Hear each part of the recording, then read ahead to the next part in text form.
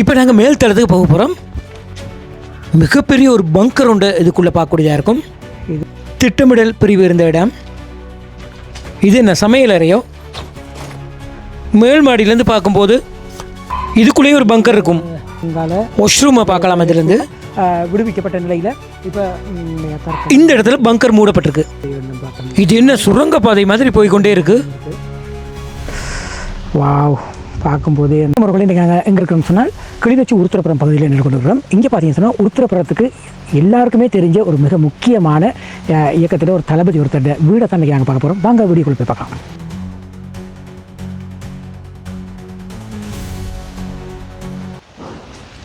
Okay மக்களே, இப்போ பார்த்தீங்கன்னு சொன்னால் அந்த இடத்துக்கு நாங்கள் வந்துட்டோம். ஸோ இதில் பார்த்தோம்னு சொன்னால் சின்ன ஒரு இடம் இருக்குது உள்ளே போகிறதுக்கு.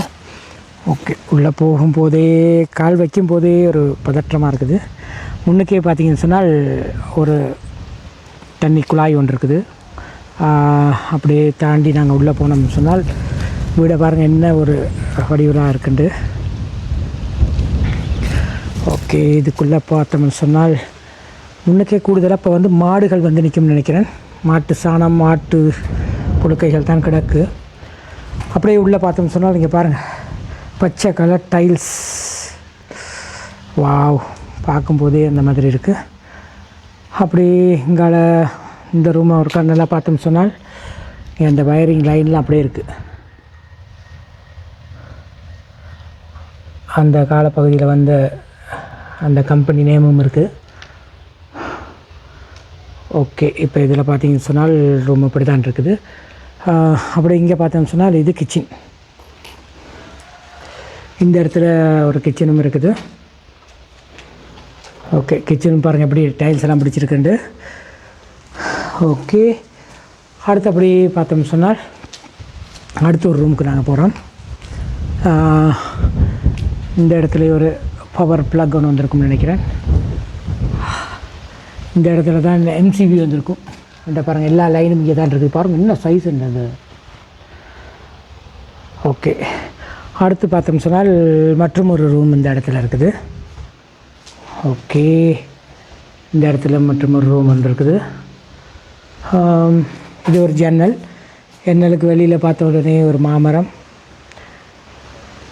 ஓகே, இப்படி தான் இருக்குங்கால பக்கம். ஓகே, இதை கடந்து அப்படியே நாங்கள் எங்கால போனோமெண்டா இதுக்குள்ளே இருந்தப்பா அங்கேயும் ஒரு கிச்சன், இங்கேயும் ஒரு கிச்சனா. இதுக்குள்ளேயும் ஒரு கிச்சன் வைக்க தான் இருக்குது. இதில் பார்த்திங்கன்னா ஒரு மேல் தட்டும் இருக்குது, மேல் மாடி அப்படி இருக்குது. ஸோ இதில் இங்கால பார்த்தோம்னு சொன்னால் இங்கே பாருங்க, இங்கே ஒரு ஃப்ளக் இருக்குது. இந்த வயர் எல்லாம் அப்படியே போட்டு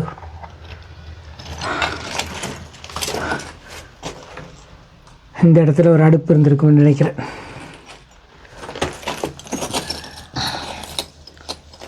இது இந்த சமையல் அறையில் இருக்கிற கட்டுக்கள். ஓகே,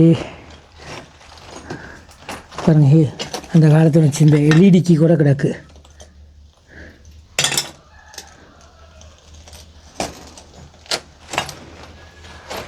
அப்படியே நாங்கள் அதை தாண்டி இங்கால போனோம் என்றால் இங்கால இன்னும் ஒரு அறை இருக்குது.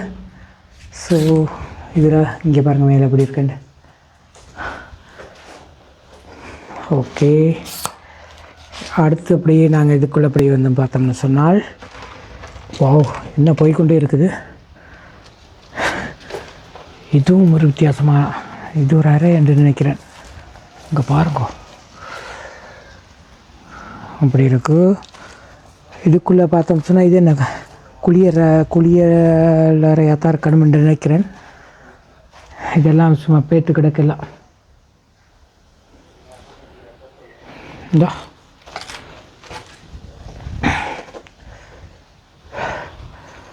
இது அப்படி இருக்குது. அடுத்தது இப்படி இங்கே வந்து பார்த்தோம்னு சொன்னால் இந்த இடத்து இது நல்ல பெரிய அறை உண்டு. இங்கே பாருங்கள் அப்படி இருக்கண்டு.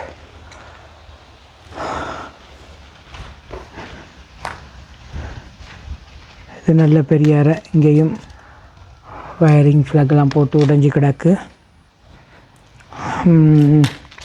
அப்படியே இங்கால பார்த்தோம்னு சொன்னால் இது நான் நினைக்கிறேன் இந்த சில ஒப்பீஸுகளாக காரியாலயங்களாக பயன்படுத்தியிருப்பாங்கன்னு நினைக்கிறேன். என்னப்பா இது வித்தியாசமாக கிடக்கு. இங்கே பாருங்க.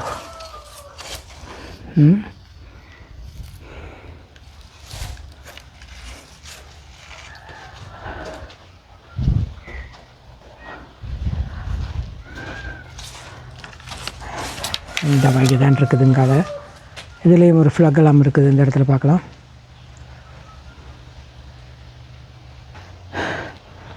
இந்த இடத்துல ஒரு அறையும், என்ன சமையலறை மைக்க தெரியல, சமையலறையா என்னண்டே தெரியல. நிறைய இப்படி தட்டு தட்டு தட்டா அலுமாரி மைக்க அடிச்சிருக்குறாங்க சீமெந்தில்.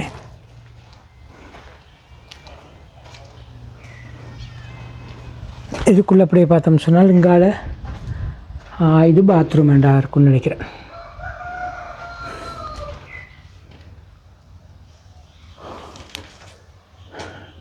இந்த கட்டுமானங்கள்லாம் சும்மா அப்படியே நீட்டாக இருக்குது. அப்படியே வெளியில் வந்து பார்த்தோம்னு சொன்னால்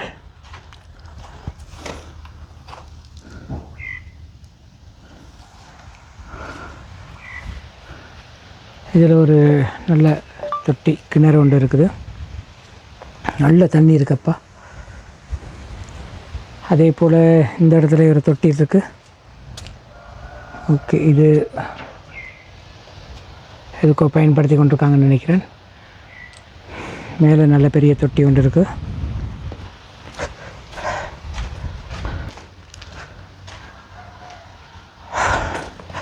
ஓகே மக்களே, இப்போ பார்த்தீங்கன்னு சொன்னால் இங்கே இதில் நல்லா ஃப்ளக். எப்படி ஒரு அழகான வீடு என்று பாருங்கள். இந்த படிக்கட்டில் நான் ஏறி மேலே ஒருக்கா போய் பார்ப்போம். வாவ், மேல் மாடிக்கு போகிற படிக்கட்டுக்கு வந்துட்டேன். ஷா, இங்கேருந்து பார்க்க எப்படி இருக்குன்னு பாருங்கள் அந்த வீட்டுண்ட அமைப்பு. அப்படியே நாங்கள் மேல் மாடியில் இருக்கிற அறைகள்லாம் பார்த்தோம்டா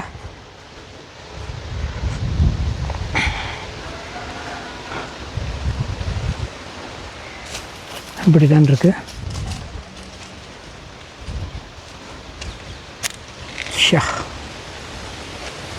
மிக பிரமாண்டமான முறையில் அமைச்சிருக்கிறாங்க. அப்படியே நாங்கள் இதுக்குள்ளே வந்து பார்த்தோம் வேண்டாம்.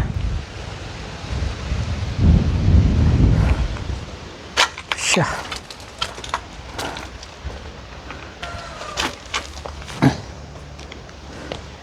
இதுக்குள்ளேயே அப்படியே நாங்கள் நடந்து போகலாம் போல் எல்லா இடமும். இங்கே பாருங்கள், இந்த அறை இந்த சிவப்பு சீமெந்து போட்ட எப்படி இருக்குன்னு பாருங்கள். மேல் மாடின்ற அமைப்பு தான் இதில் பார்த்து கொண்டிருக்கிறீங்க.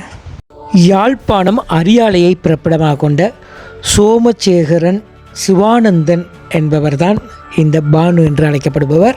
இவர் பார்த்தீங்கன்னு சொன்னால் ஆரம்ப காலங்களில் காங்கேசன்துறை சீமெந்து ஃபேக்ட்ரியில் வேலை செய்ததாகவும் 1983ஆம் ஆண்டு ஜூலை கலவரத்திற்கு பிறகு இயக்கத்தில் இணைந்து பல்வேறு தலைமை பொறுப்புகளை வைத்த பிறகு 2009ஆம் ஆண்டு முள்ளிவாய்க்காலில் வீரச்சாவு அடைந்ததாக சொல்லப்படுகிறது. கிளிநொச்சி மாவட்டம் உருத்திரபுரத்திற்கே பெருமை சேர்த்த இவர் பல்வேறு போர்க்களங்களில் தனது அபார திறமைகளை கொண்டு வழிநடத்தியவர் என்று சொல்லப்படுகிறது. முக்கியமாக யாழ்ப்பாணம் கோட்டையில் நடைபெற்ற சண்டை மற்றும் ஆணையிரவு சண்டையின் போது அங்கு வெற்றி கண்டு அந்த இடங்களில் கொடியேற்றிய பெருமை இவருக்கே உண்டு என்று சொல்லப்படுகிறது. மேலும் பார்த்தோம் சொன்னால் இவர் ஒரு நிழற்பட கலைஞர் என்றும் சொல்லப்படுகிறது. மன்னார் மாவட்டம் யாழ்ப்பாணம் மாவட்டத்திற்கு தளபதியாக இருந்த இவர் பீரங்கி படைப்பிரிவை உருவாக்கி அதன் தளபதியாக இருந்ததாகவும் சொல்லப்படுகிறது. 1990ஆம் ஆண்டு யாழ்ப்பாண கோட்டையை கைப்பற்றியதும் 2000ஆம் ஆண்டு ஆணையிரவு பகுதியை கைப்பற்றியதும் இவரது வெற்றிக்கு மிக முக்கியமான 2 போர்க்களம் என்று சொல்லப்படுகிறது. இவ்வளவு பெருமைக்கும் திறமைக்கும் பெயர் போன பானு என்பவர் வாழ்ந்த வீடை தான் இப்போ எல்லோரும் பார்த்து கொண்டிருக்கிறீங்க.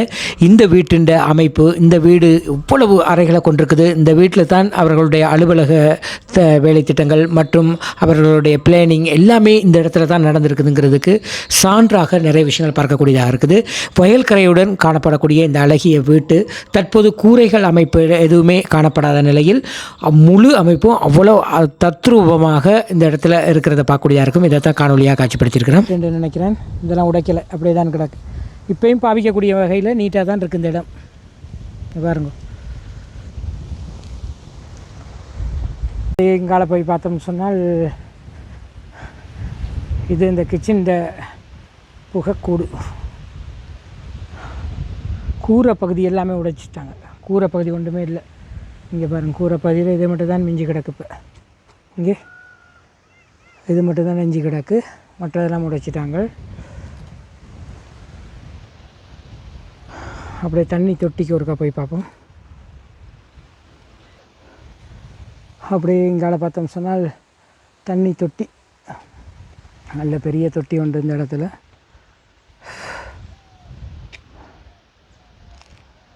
ஓகே, வீடை சுற்றி மேல் தளத்தில் சுற்றி நடந்து வரக்கூடிய மாதிரி தான் இருக்குது.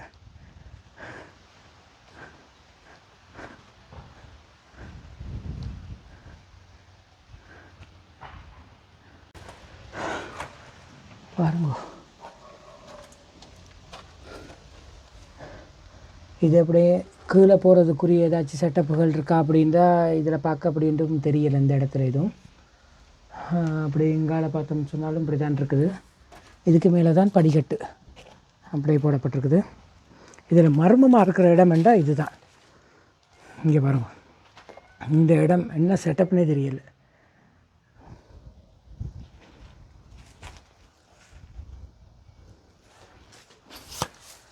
இதுக்குள்ளே இங்கே பாருங்க, இதெல்லாம் கரையான் புத்து தான் காணப்படுது இந்த இடத்துல.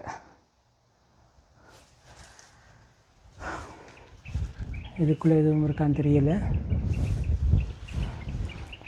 இது கட்டாயம் ஒரு அலுவலகமாக பயன்படுத்தியிருக்கலாமுங்கிறது தான் எங்களுடைய கெஸ்ஸிங். இந்த இடம் இதுக்கு கீழ்த்தரையில் ஏதாச்சும் இருக்கா, கீழே பங்கர்கள் எதுவும் இருக்கா அப்படின்னா இதுக்குள்ளே எதுவுமே இல்லை.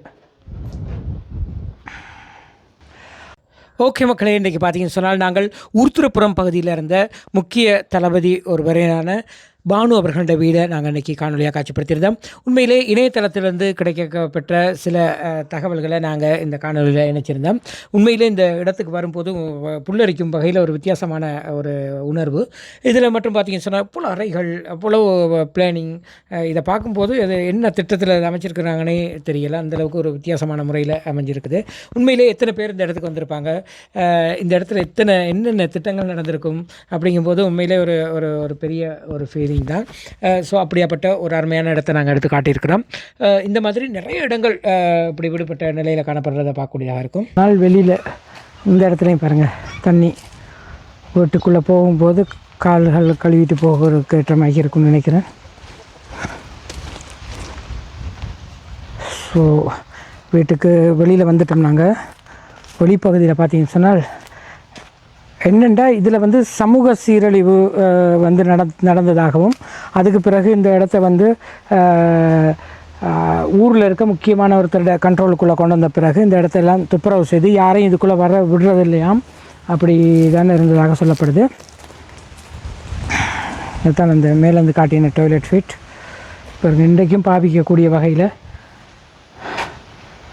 இந்த டாய்லெட் இருக்கிறத பார்க்கக்கூடியதாக இருக்கும்.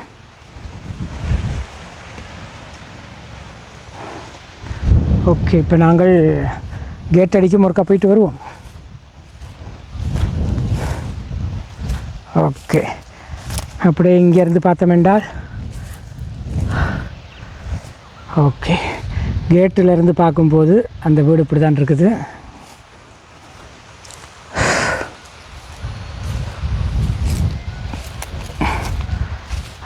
முழுமையாக இல்லாத செய்திருக்கும்போது எப்படி இருந்திருக்குமே.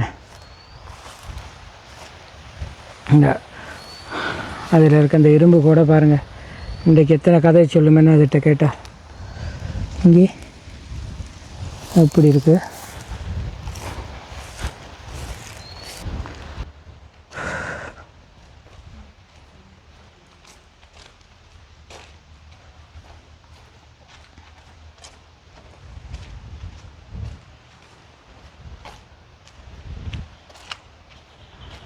இங்கே பாருங்கள், இதில் ஒரு டிசைன், இந்த சுவரில் ஒரு டிசைன் ஒன்று போடப்பட்டிருக்குது. இங்கே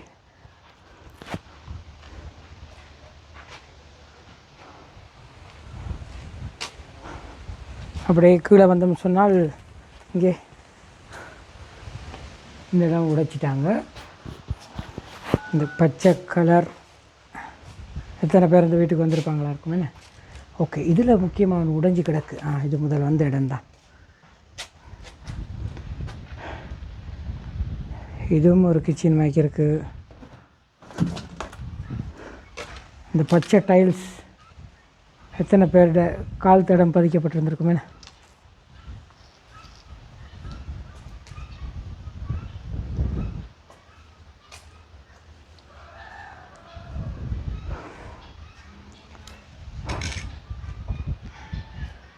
இந்த காலத்தில் வந்து ஒரு கம்பெனி தான் பாருங்க, ஃப்ரீஃபெக்ட் வயர்.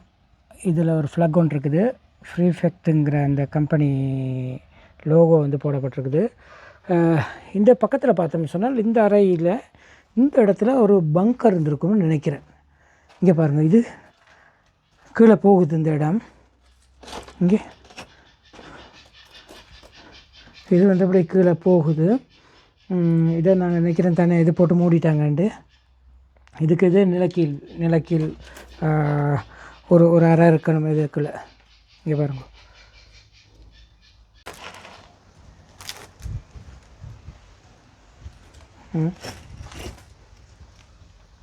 இதில் ஒரு அறை இருந்திருக்கணும் கீழே. இந்த இடத்துல தான் பங்கர் உள்ள இடம். இதுலேருந்து அப்படியே பார்த்தோம்னு சொன்னால் மேல்புறம் இப்படி தான் தெரியுது.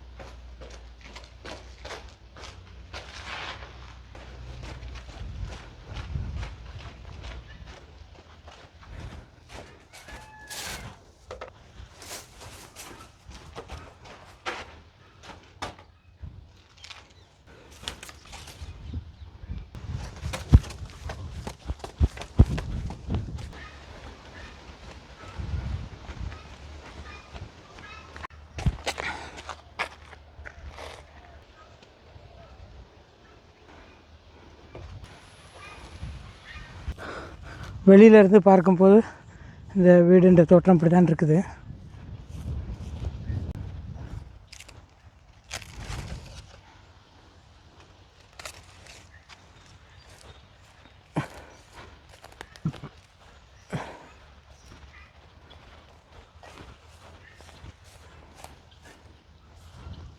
ஓகே மக்களே, இப்போ இந்த இடத்துல பார்த்தீங்கன்னு சொன்னால் எத்தனை இடத்துல இந்த பைப் லைன் இருக்குதுண்டு.